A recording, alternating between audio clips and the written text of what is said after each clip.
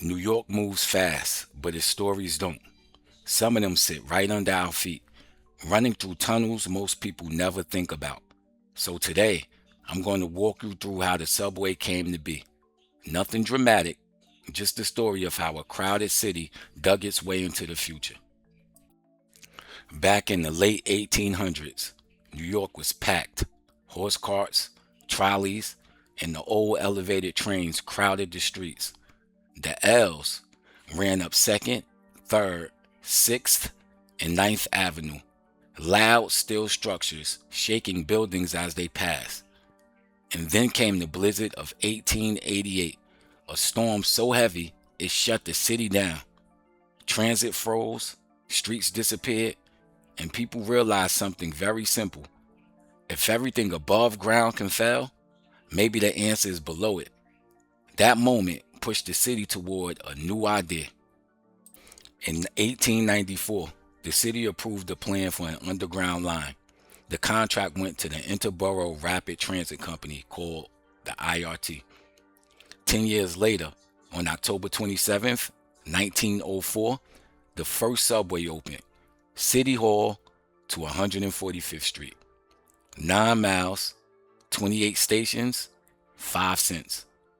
People lined up just to ride it, not just because they needed to get anywhere, but because it felt like the city had stepped into something new. If you ever seen old City Hall stations, the curved ceiling, the tile work, you know it wasn't just a station. It was craftsmanship. Once the first line opened, the city expanded fast. 3 systems grew at the same time. The original IRT, the BRT/BMT connecting Brooklyn, the IND, which was the city-owned competitor.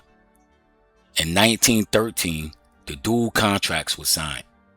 That was a massive expansion deal. That's when the subway pushed deep into Brooklyn, the Bronx, and Queens.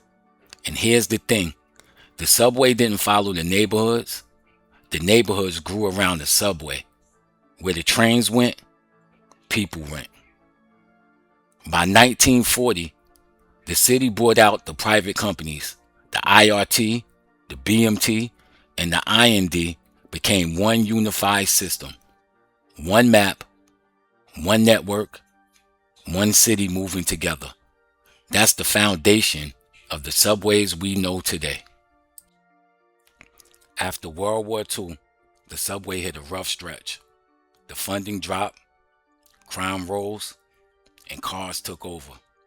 By the 1970s and 80s, the system was worn down. But New York doesn't stay in one place for very long. In the 1990s, the city invested again. New trains, cleaner stations, better signals, and ridership climbed. And in 2017, the first phase of the 2nd Avenue subway opened. This was a project imagined almost a century earlier. And today, the subway is still the backbone of the city. 472 stations, 665 miles of track, 24/7 service, millions of riders every day.